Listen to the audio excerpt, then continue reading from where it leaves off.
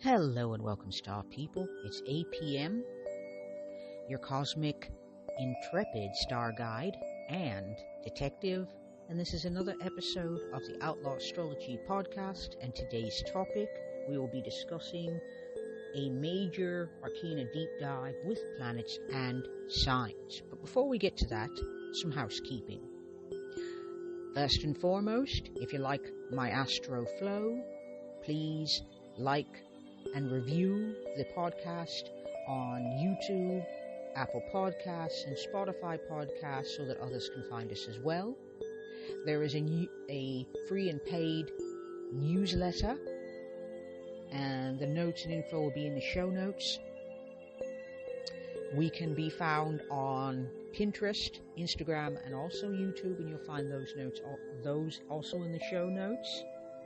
And if you want to support the podcast with a donation, you will find our tip jar link in the show notes as well. And with that being said, onward. Okay, so let's step into the planetary cards and those inner workings. So we're going to start with the 7 traditional planetary cards. There are 7 traditional planets in the Chaldean order. They go as follows, from slow to fast: Saturn, Jupiter, Mars, Sun, Venus, Mercury, Moon. And it goes all the way around the zodiacal wheel because each sign, let's start with Aries, has 3 decans of 10 degrees each, 0 to 9 degrees, 10 to 19 degrees, and 20 to 29 degrees. Each has a planetary association. In the case of Aries, it starts with Mars. So Mars would be the first decan. The second decan, what's the next sign that follows after Mars? That'd be the Sun.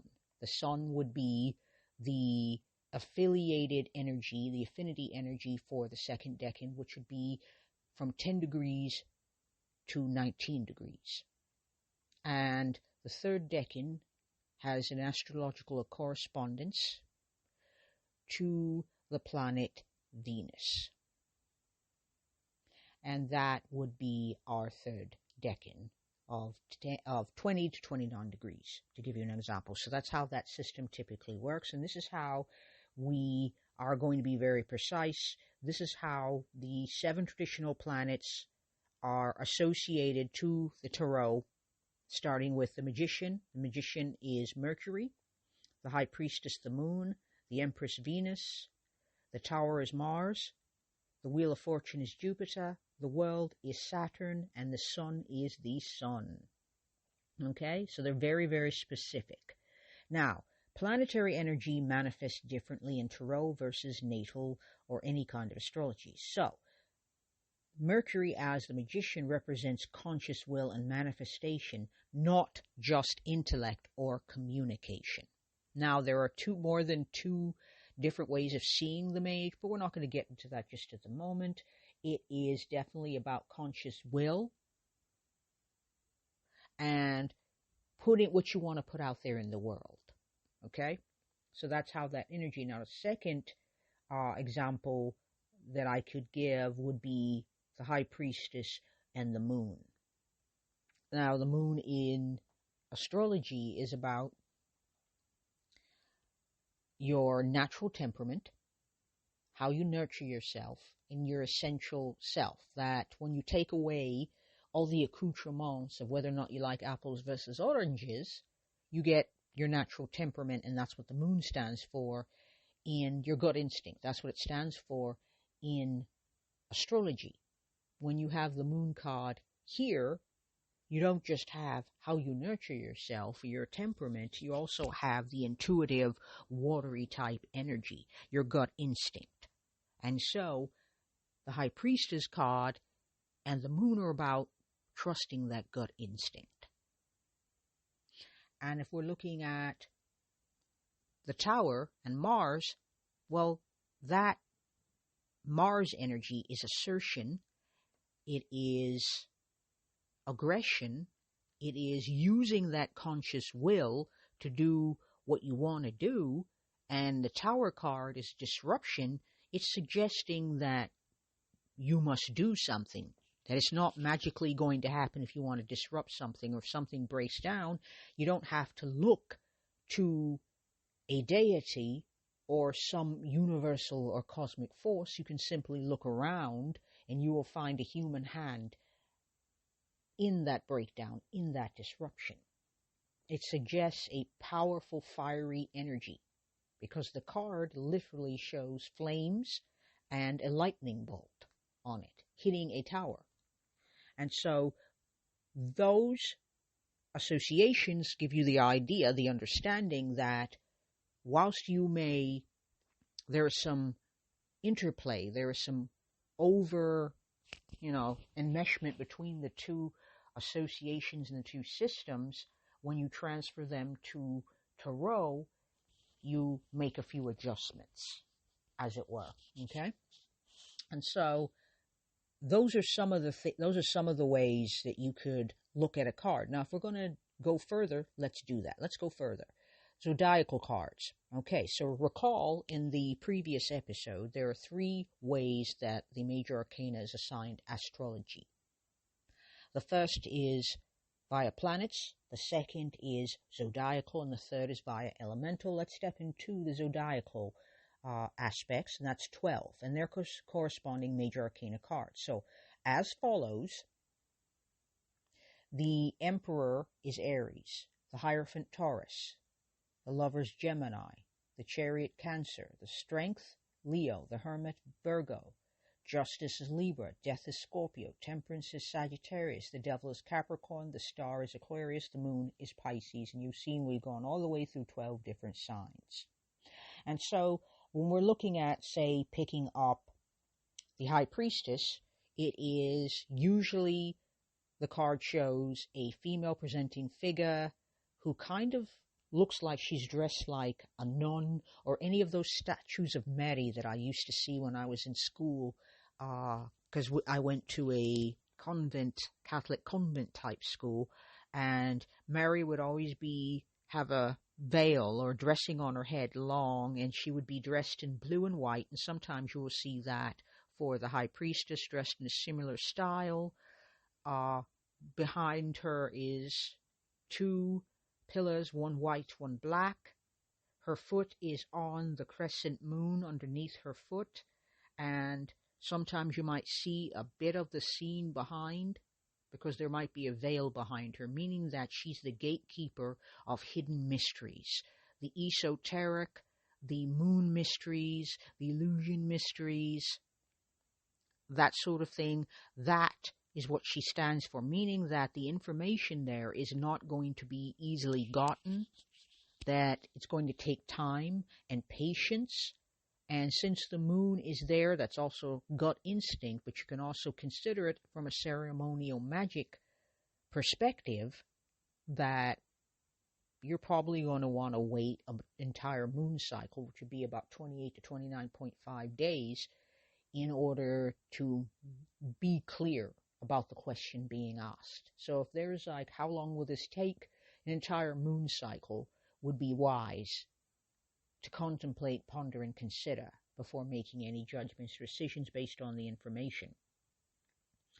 And so we're looking at, starting with the Emperor, how does it reflect those qualities? So, for example, if we're looking at, as I said, the Emperor, we're looking at a older gent sitting on a throne with ram's heads on it, in a suit of armor with a cloak over his shoulder, looking very dignified and powerful. And that's that initiating energy of Aries. And when we look at the Hierophant, we're looking at a papal figure holding his version of a staff or a wand, and in front of him 2 people bowing. That is, and he's all in white, and that is, what is that energy? Taurus. Well, it's grounded energy, because the Hierophant card is about orthodoxy. It's about those orthodox systems, maybe religion, magical systems, esoteric systems, philosophies, etc., that are slow, deliberate, and grounding. The learning of them is slow and deliberate. There is a structure. You don't hurry. You take your time because you want to learn things correctly and understand them before moving on. So it is a structured system with a guide that you look to for advice and to have your questions answered. Whereas the Lovers, which is card number 6, because the Emperor's 4, remember, Hierophant 5, Lovers, the card 6, Gemini, you'll have 2 figures in a Garden of Eden with a burning bush and a bush with a snake, or tree with a snake, and an angel in the clouds overhead. And you might think the Lovers means love. Well, specifically, no, it's about making choices, making ethical and moral choices, hence the angel in the sky above. And Gemini is learning to use that, your conscious will, to use your mind, to use your consciousness in making ethical decisions and choices. And when we're looking at the Chariot, which corresponds to Cancer, the Chariot usually has a single figure, and sometimes it'll be 2 sphinxes, one black, one white, which reminds me of the High Priestess card, which has figures in it, a single figure with 2 pillars, one black, one white. This has 2 sphinxes, and there is a chariot and a charioteer in the chariot. And this is a card of will, consciously using your will, but also that's unconscious forces, meaning you have to work against yourself. Well, Cancer is learning to use your emotions, to be emotionally intelligent, and to know when to use your emotions, when to use logic, when to exert conscious will over unconscious forces. And the Strength card is Leo. And the Strength card usually has a female figure on it, and she's either gently opening the lion's mouth or gently closing it, depending on how you wish to see that card. And this is using compassion and gentleness over those parts of ourselves, the more bestial parts, the more feral parts of us. Instead of using brute force, we're using gentleness, meaning compassion, kindness, tenderness. And so Leo energy is learning to express authentically, but it's also learning to shine that light, to be playful, to express in playful, curious, more childlike, playful ways. And using that energy, you might consider being, gentle, like you would treating that lion that you see depicted on a card more as a child in need of care and gentleness rather than flaming fire. And so Leo is learning to use that inner child energy, which is represented by the lion, to be gentle to it, to treat it with kindness and curiosity, for example. And the Hermit card is Virgo. And the Hermit card depicts a single figure with a lantern, sometimes with a star inside of it, facing toward the left of the card. It's usually dark, and that is retreat, solitude. And Virgo energy needs solitude. It needs to be able to step back from a system, from a project, to be able to assess it in a way that allows it to refine out the impurities and keep what's necessary and needed. And so discernment thrives best in times of solitude, in times of stillness, in times of quiet, which is what the Hermit card represents. The Justice card is Libra, a single figure standing in front of 2 white pillars. The figure is blindfolded, holding a sword in one hand and scales in the other. The scales represent balance, fairness, equality, and the sword represents the mind, consciousness, and also decision-making. The blindfold on the figure can represent impartiality or denial, meaning that they don't see. And Libra is learning balance and equilibrium. It's learning how to exist in the world with other people whilst also being an individual.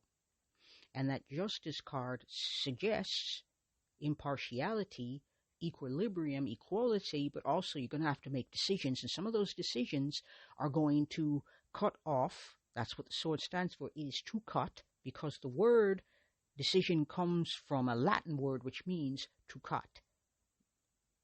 And so Libra is learning. Libra energy assigned to this card, according to the Golden Dawns, learning to wield that decision-making mechanism with intention, with compassion, with right relationship, because Libra is an air sign, and air is about thinking and thought.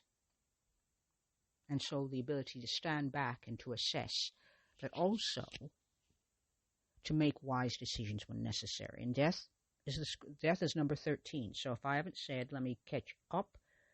The Chariot is 7, Strength is 8, the Hermit is 9, and Justice is 11. Death is the 13th card. Scorpio, well, I think it's kind of, Death card is basically depicts several figures. One is a skeletal figure on a white horse with a black flag in which there is a flower, a white flower on it. In front of it is a papal figure, a child, and a woman.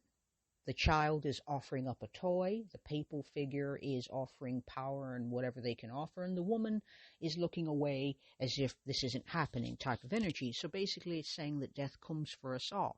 Also on the card sometimes is what looks like a sunrise, implying that this is the beginning, this is the end, but it also implies a beginning. So it's a death and rebirth card, impermanence. And Scorpio is watery energy. And its modern-day ruler is Pluto, so it also has an association with death and transformation and rebirth, and it also has an association with the 8th house in astrology, because the 8th house, Scorpio is the 8th sign, hence the 8th house, and so that's all about death, rebirth, and transformation. This is how we get that, okay? Temperance is card 14, associated with Sagittarius. Sagittarius is usually, it's, a centaur-type energy, so it's two energies in one. It's a double-bodied sign, and when we look at this card, there's an angel standing with one foot on land, barefoot, 1 foot on land, 1 foot in water, holding two chalices of which water is flowing back and forth quite seamlessly and in defiance of gravity. And there is a rainbow in the picture as well, and that suggests alchemy. It suggests tempering one force with another. So too much earth, temper with water. Too much air, temper with water or fire. So it's suggesting alchemizing energies when there's too much of one energy and you want to temper it. So it's rather like offering an antidote to when you've taken something toxic. There's an antidote. This energy is very antidotal. And so Sagittarius is a big picture thinking energy and also a double-bodied sign. And so it is learning to temper the intuitive knowing of the body, the embodied knowledge, because Sagittarius energy is about experience. They learn best through experience. And temperance suggests that if you're going to be tempering things, it's going to take experience to get there. And Sagittarius is a very fiery, mutable, experience-oriented sign. So it means the knowledge cannot just be knowledge that lives in the head. It must be integrated knowledge that they can put under their feet. And so the Sagittarius association. Now the Devil card is number 15, and Capricorn is the associated sign. We've got mountain goat or the sea goat, and it is not unusual for animals in a lot of old pictures and iconography to be goat-like, because the goat was considered a satanic figure probably based on the fact that Pan, the Greek god of all, which was all land and everything that you could lay your eyes on, had horns and a goat-like lower body. So this is how we arrived there. A tendency of Christianity to take pagan knowledge and make it part of their system, so thereby to attract people who were not naturally Christian, to make it easier, or to make it more attractive. And so the devil card depicts a devil sitting overhead with their hands in a gesture. It's actually Baphomet, not the devil. Most people don't understand that, but it's Baphomet, not the devil. Baphomet is a symbol of non-binary and unity. In front, two figures, chained, naked, and in varied states of confusion. And the card is about boundaries, vices, temptations, traditionally. And Capricorn energy is very much about rules, boundaries, edges, codifying systems and structures, and how those systems and structures can bind us, tempt us into believing in security, and bind us into, into oppressing ourselves and making us complicit in our own bondage. And so, the devil. Star card is number 17. That's Aquarius. And it features a star in the sky with a naked figure, female presenting, and pouring water into what looks like a river with a beautiful verdant field and all of that around. Sometimes it's a night scene, sometimes a day scene. And Aquarius is actually called the water bearer because the time of year in the northern hemisphere is usually when it's raining. In a few different countries in the northern hemisphere, it tends to bring early spring rain, which will make our fields far more fertile so that we can plant in the spring. Also, it brings flowers and animals to the scene. So, a star card and Aquarius, the water bearer, or how does that stand? Well, the water bearer is, as I've said, is bringing it's equality, it's humanitarianism. And I'm going to be honest with you. This card doesn't always make sense to me according to the Golden Dawn. It's like this how that just, I think it just magically happened that way, and then everybody's like, oh, I can totally see it. But basically, the association is that this figure is the water bearer that you see depicted, because you're going to see Aquarius sometimes as a vessel in which water is pouring out, which allows some people to believe that Aquarius is a water sign. So the star card and the Aquarius and what's on the card, water bearer, star, with a figure bearing water and pouring it out like you see sometimes Aquarius depicted, and this is how we get to Aquarius and the star. Now the moon, Pisces. Well, the moon is confusing in this. It sometimes stands for turmoil, confusion, what is hidden, what is secret. I mean, is that a rock or is that a tiger? Is the wind blowing because it's just the wind, or is there some feral predator moving the high grass, the tall grass that I can't see through? See, that's the moon. Everything is ambiguous. You can't tell. It's not clear enough for you to understand what's going on.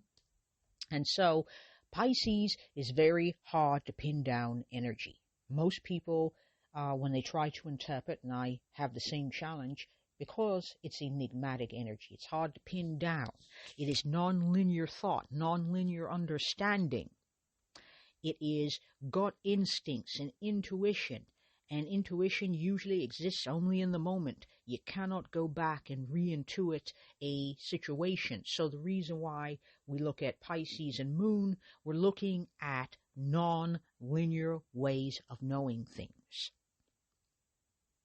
And those non-linear ways do not pass empirical or scientific study, meaning that we're not going to know linearly through, okay, I have a hypothesis and I follow this hypothesis here and I did this and I did that. Now everybody else, I codified the system. Now everybody else can follow and understand what I'm saying. The moon card is not like that. It is ambiguous. It is non-linear. It is your gut. It is intuitive. It exists only in the moment. It is knowing things without a linear way of knowing, meaning I can't look around and know this for certain. I know this is true, but I know it in my heart. I know it in my soul. I didn't have something happen physically in the world that I could point to and say, yay, that's the thing right there. Okay? And lastly, we've got the Sun card. And the Sun card is the sun. And it makes sense. The sun is life-giving, life-affirming. It is clear. Some people also give it positivity and success as keywords. How do the two line up? Illuminating, clear, clarity, consciousness. And that's what the sun card stands for. And the sun is core self, meaning a core part of yourself, your consciousness, your conscious will, and how that is going to be expressed in the world. Okay, so that is how it typically looks. So through the signs. So if we're going to go back and look at Leo and strength, that's mastery over primal forces, which requires heart-centered power and courage. Now, I have a problem with the word mastery, and that's going to be a story for another day. But yes, heart-centered power is very much a Leo energy, and it's also the sun. And so when you're looking at the sun card, you're also looking at heart-centered. You're looking at the authentic as well.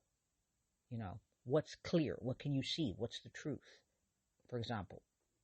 And so understanding these connections can allow people to read the cards and to use time readings seasonally and to interpret transits through tarot. So let's say that it's the spring equinox and the moon is in Leo.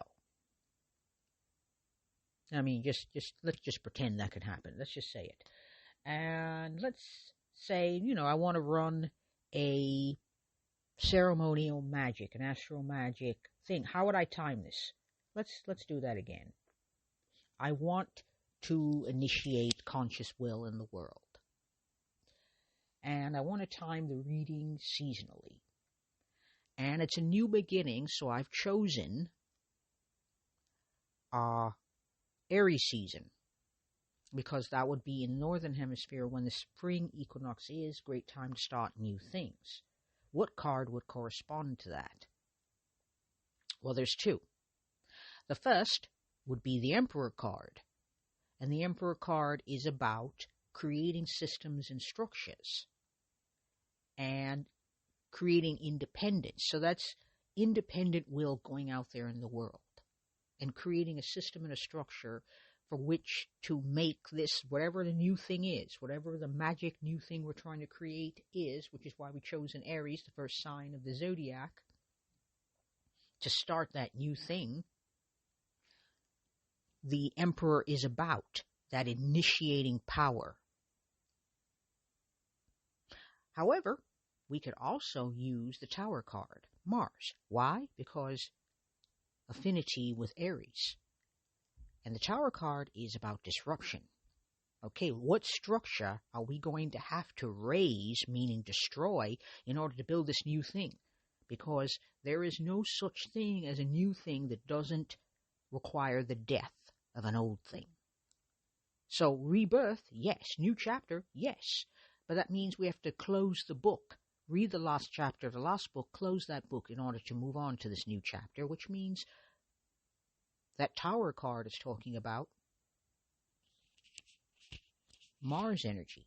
How are we going to use our will to raise, destroy, disrupt something that's already in existence in order to create this new thing? Okay? So that's one way. And one way of timing it is spring equinox, Aries energy, and those two cards to help guide and help interpret. Now, there are elemental trump cards. So let's talk about the Fool, air, the Hanged One, water, and Judgment, fire. Now you'll notice, like I said, those are all elements. Now these cards operate as archetypal forces that are beyond planetary, personal planetary meanings or zodiacal influences, and so they are more primordial elements and spiritual principles. And so this can add another layer to the major arcana. So the Fool is the start of it. You got an idea. And that idea requires, and the Fool, by the way, shows a figure with usually a knapsack attached to a branch with a white dog, and they're up in what looks like the hills, the mountains, and they're about to walk off a cliff. And that speaks to either foolhardiness or faith, because they're taking a leap of faith based on an idea. That's air. Air is about ideas, conscious will. And if we're looking at the Hanged One, that's water energy. And water energy is very flowy. And the Hanged One depicts a figure hanging upside down from a tree with one leg that makes the behind them or in front of them. Usually it's behind them, and it looks like they are a letter 4 hanging upside down. And that is an alternative view. It is also suspension, surrender, etc. And we got water. We got also an alternative perspective. The water is very flowy, and you can't grab onto it. So suggests if you're going to have alternative views and alternative ideas, it's best to hold them lightly, like you do water, because you can't hold water hard. You can't hold water firmly, because what's going to happen if you do that? Nothing. It's just going to drip right out of your hand. So it's saying that anything should be, any alternative perspectives should be held, or any delays or suspensions or anything like that should be held lightly. And Judgment is fire. And fire, well, it's fiery. But the Judgment card depicts an angel overhead with a trumpet, suggesting a calling, and 3 people, male, female, and child, rising from graves in states of naked, and rising up with their arms held out to the angel as if answering the call. And fire, well, first of all, the Empyrean, which is the highest heaven that in Christian folklore and myth, the deity that God is based on, that deity lives in the Empyrean, which is a fiery place. Very warm, very hot, etc. Very fiery, very dry energy. And so fire is creativity. It is inspiration. It is upliftment. And the Judgment card is a second chance. It's a redemption card. It's like, okay, yes, something is gone, something died, something that could be you is gone. But there is a second chance to redeem yourself, to redeem those parts.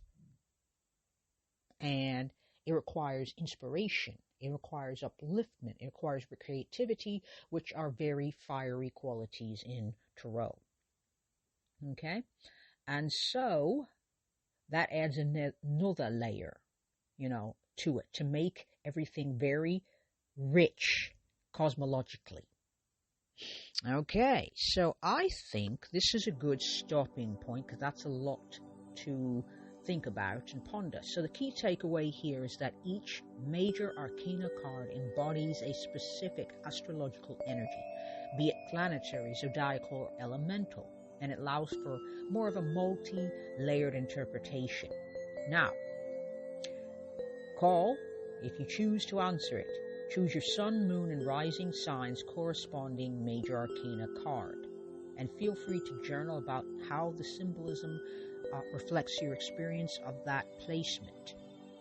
And next episode in the series is coming, and we're going to explore the minor arcana, and the decans, and how to read tarot with astrological timing. And so thank you very much, star people, for tuning in. Appreciate you. And once again, you can find the Outlaw Astrology on Pinterest, YouTube, and Instagram. You will find those links in the show notes. And thank you once again for listening. Appreciate you. Peace and astro magic.